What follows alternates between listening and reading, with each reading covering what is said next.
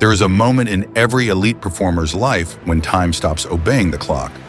Minutes vanish, doubt disappears, and the work seems to do itself. Then they come back to normal consciousness, look at what they just did and think, how did I pull that off? That moment isn't magic, it's a state, and you can engineer it when time breaks and everything clicks. A Navy SEAL team drops into hostile territory at night. Heart rates are elevated, adrenaline is high, but inside each operator's mind, there is silence. No internal chatter. No, what if I mess this up? Their world shrinks to a tiny window of now. The angle of a doorway, the weight of the rifle, the teammate at their shoulder. Every move is precise, automatic, and faster than conscious thought. They clear the building before most of us could unlock our phones. Same planet, same human brain, completely different operating system. Now jump to a completely different world. A coder sits down for 20 minutes to fix one bug. They look up and it's 3 hours later.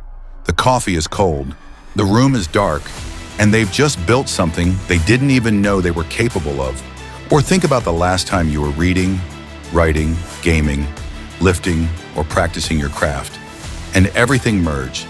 Effort felt effortless. You weren't thinking about doing the thing, you were simply doing it. Here's the brutal contrast. Most days don't feel like that at all. Most days feel like this: 4 tabs open, 3 chats pinging, your phone lighting up every few minutes, and your brain running 12 half-finished tasks in the background like a laptop about to overheat. You know there's a smarter, sharper, almost unfair version of you that shows up once in a while, but you have no idea how to call that version on command. Welcome back to Life Cheat Codes. I'm James, and today we're unlocking cheat code number 8, Hyperfocus Flow States, unlocking peak performance. This isn't about working harder. This is about changing the state your brain is in on purpose. You're going to learn how flow really works in your nervous system, how it's different from unhealthy hyperfocus and addictive loops, how Navy SEALs, elite athletes, and top creatives deliberately engineer it, and how you can build a daily protocol to enter deep, meaningful hyperfocus without burning out your life. By the end of this video, you won't just understand flow as a cool buzzword. You'll have a step-by-step cheat code to make high-focus work feel less like a battle and more like slipping into a gear your brain was built for. Section 1, the problem and the myth, why your focus is fragmented. Here's a harsh truth to start with. You're not bad at focusing. You're operating in an environment that's almost perfectly designed to destroy deep focus. Did you know the average person now spends over 6.5 hours a day on screens and checks their phone around 50 to 80 times every 24 hours? With over half of those checks happening during work? And it's not just the raw time. Researchers tracking people at work find that we now switch tasks roughly every 3 minutes. And after each interruption, it can take over 20 minutes to fully get back up to speed mentally. Stack those 20-minute recovery windows across a whole day, and you start to see the real cost. It's not just lost efficiency, it's the complete shattering of the conditions required for flow. Meanwhile, many of us are still clinging to 2 big myths. Myth number 1, if I just had more willpower, I'd stay focused. The science is clear.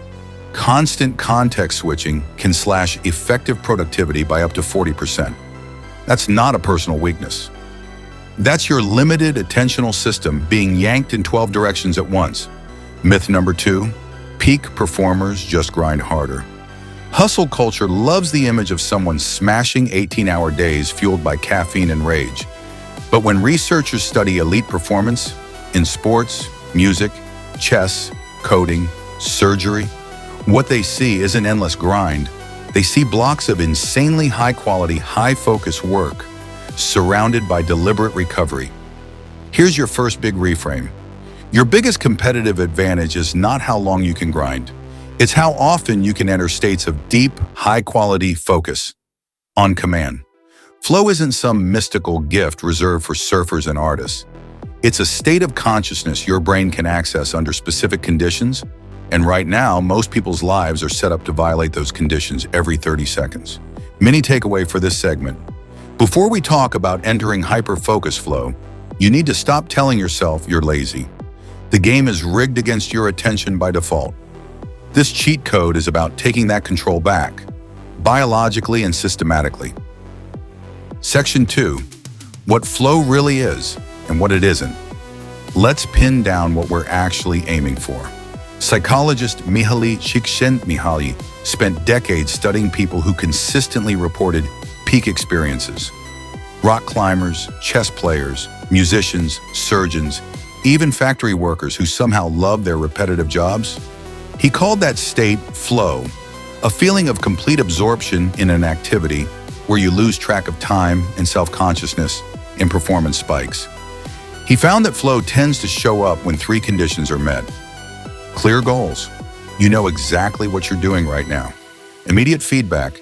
You can instantly see if it's working. A balance between challenge and skill. The task is hard enough to stretch you, but not so hard it feels impossible.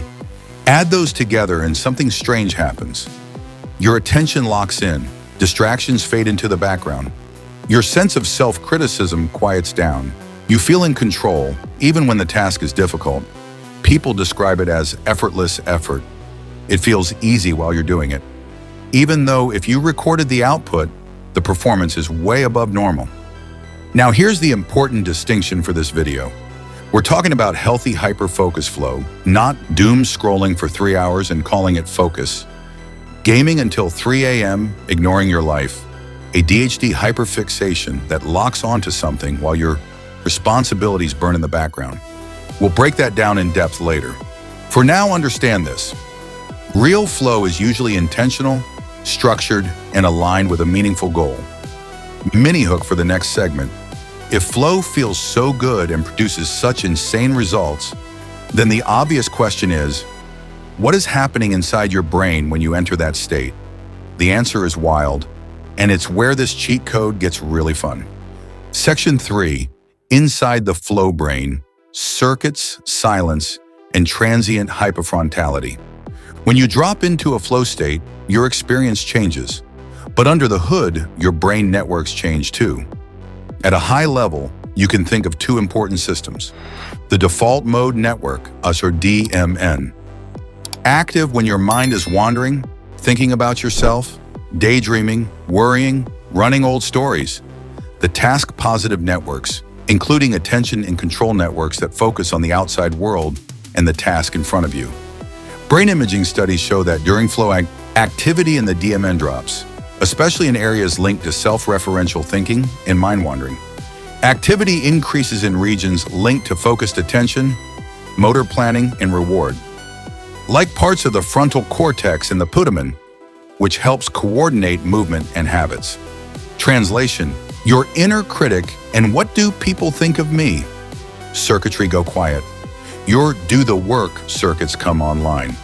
Neuroscientist Arne Dietrich proposed something called transient hypofrontality. The idea is that during certain high-intensity activities, like running, extreme sports, or deep creative work, parts of your prefrontal cortex, the control freak, the overthinker, temporarily downshift. That frees up resources for faster, more automatic processing in other brain areas. You've felt this. It's that sense of, I stopped overthinking and just moved. I wasn't narrating my performance in my head anymore. I was just in it. Important caveat, scientists are still arguing about the exact details. Some studies show more nuanced patterns. Certain parts of the prefrontal cortex might dial down. Others stay engaged. But overall, the pattern is consistent. Flow involves less self-talk, less self-consciousness, and more efficient, task-focused processing. Mini takeaway. You're not weak because your inner critic gets loud during normal work. That's literally how your brain's default mode network behaves. Flow isn't about shutting your brain off. It's about temporarily quieting the noisy parts so the task-focused systems can run at full power. Next up, we're going deeper. The neurochemistry of flow, the brain's ultimate performance-enhancing cocktail. Section 4, the flow cocktail. Dopamine, norepinephrine, and friends. When people talk about flow, they often say it feels amazing. That's not poetic, that's chemistry. Multiple lines of research and expert synthesis suggest that during flow, your brain releases a powerful mix of performance-enhancing neurochemicals. Dopamine boosts motivation, pattern recognition, and focus. Norepinephrine increases alertness, energy, and attention, sharpens signal-to-noise so important information stands out. Endorphins, natural painkillers. They blunt discomfort so you can push harder. Anandamide, linked to lateral thinking and making remote connections, often associated with creativity. Serotonin hormone supports mood and long-term well-being, often surfacing as a post-flow afterglow. One flow researcher famously called it one of the biggest neurochemical cocktails the brain can produce. And these chemicals don't just feel good, they enhance performance. Dopamine plus norepinephrine together tighten your focus and speed up learning. Endorphins plus anandamide let you push through discomfort and connect ideas more freely.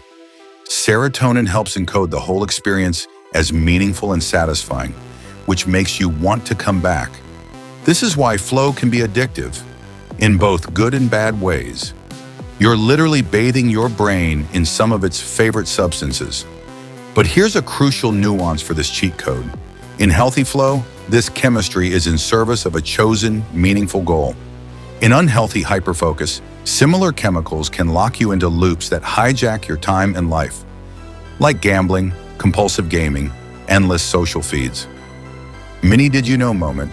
Short bursts of flow don't just feel good in the moment. Because of how dopamine and norepinephrine support plasticity, some estimates suggest you can learn 2 to 3 times faster in flow compared to a normal state, especially when combined with deliberate practice. Exact numbers are debated, but the learning advantage is real. Mini takeaway: flow is not just fun focus. It's your nervous system shifting into a mode optimized for deep learning, fast decision-making, and sustained effort. That's why this cheat code is so powerful. You're not just forcing yourself to try harder. You're changing the underlying chemistry. Next, we need to tackle one of the most misunderstood topics in self-help: the difference between healthy flow and unhealthy hyperfocus. Section 5. Flow versus hyperfocus. Superpower or trap? Here's where things get subtle and important. You've probably heard people with ADHD say, "I can't focus on anything, except when I hyperfocus and lose 6 hours." Clinicians and researchers describe ADHD hyperfocus as intense, prolonged concentration on a narrow task or interest, often to the point of ignoring time, bodily needs, or other responsibilities. It's common enough in ADHD that recent papers call it a forgotten frontier of attention. So what's the difference between that and flow? They can feel similar from the inside, but research is painting a clearer line. 1. Control versus compulsion. Flow.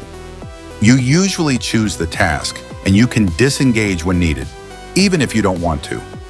Hyperfocus. The task grabs you. People describe being unable to pull themselves away, even when they know they should stop. 2. Emotion regulation.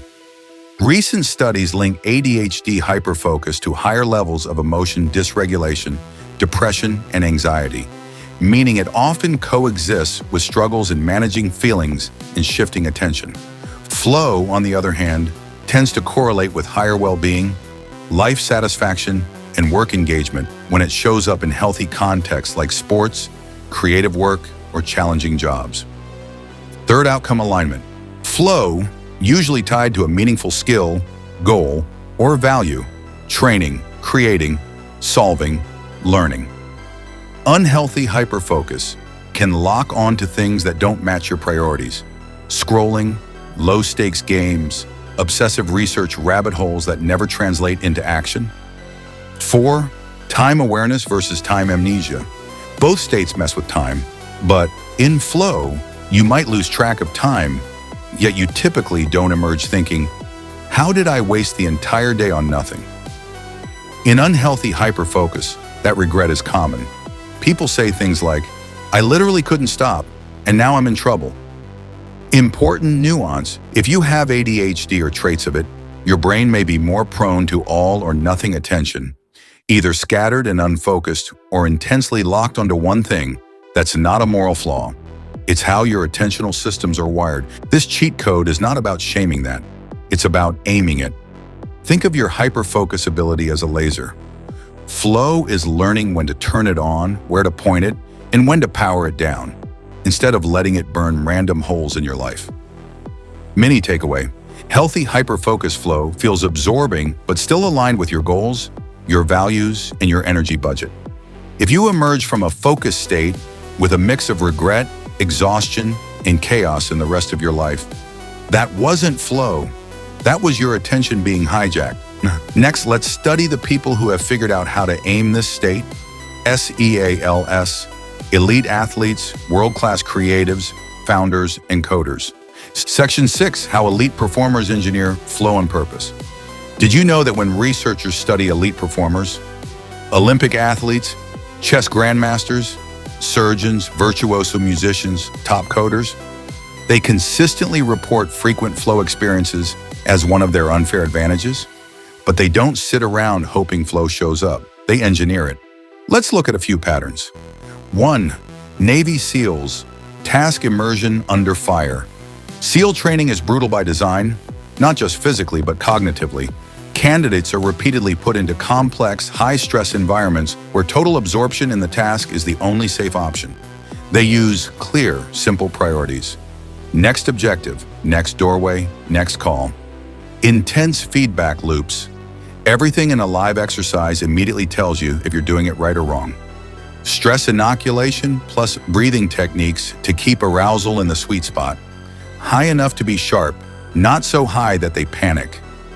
All of this creates perfect conditions for flow, even in chaos. 2. Elite athletes, challenge skill sculptors. Top athletes live in the dance between boredom and anxiety. Training plans are carefully constructed so drills are just beyond current skill, measurable and trackable, feedback-rich, coach, clock, scoreboard, video. That's Flow 101. Clear goals, instant feedback, balanced challenge. 3rd, world-class creatives and coders, deep work architects. Ask great writers, designers, or programmers, and you'll hear the same thing again and again. Ritualized start times. Devices away or locked down. One clear task. Blocks of 60 to 120 minutes where nothing else exists. They've learned that environment design beats willpower. Once they're in the block, their brain can slip into flow because nothing is constantly yanking their attention away. And in business and work research, meta-analyses show that flow at work is linked to higher job performance, creativity, and engagement. Flow is not a personality trait. It's a skill stack. Environment plus challenge level, plus attention management, plus recovery. Elite performers don't rely on motivation. They build systems that make the flow state the path of least resistance. In the next segment, we'll steal their blueprint and translate it into a practical, everyday flow protocol. Your personal cheat code to trigger hyperfocus on demand. So here's where I want you to pause for a second and zoom out. We've just peeled back the curtain on what flow really is. Not a personality trait, not a random gift from the universe, but a trainable state that your brain naturally enters when the conditions line up. You've seen how modern life quietly destroys those conditions with constant context switching. Your brain's default networks love mind-wandering and self-criticism. And at the same time, elite performers, SEALS, athletes, coders, creators, are deliberately shaping their environment, their training, and their routines to slip into flow again and again. If you only take one idea from this first part, make it this. You are not bad at focusing. You've just never been taught the operating system of flow. In part 2 of this cheat code, we're going to build that operating system step by step. You'll get a concrete flow protocol you can run on any given day, plus advanced tactics for dealing with distraction, boredom, burnout, and even ADHD-style all-or-nothing focus. But before you click over to part 2, ask yourself a simple question. Where in my life would it be genuinely dangerous not to learn this skill? Your career, your creative work, your studies, your physical performance? Because the people who understand flow and can enter it on purpose will compress years of progress into months. The people who don't will keep scattering their attention across 1,000 tiny distractions. If you're serious about being in the first group, not the second, make sure you're subscribed, and then come straight into part 2 of cheat code number 8. That's where we turn all of this science into a daily, repeatable system you can actually live.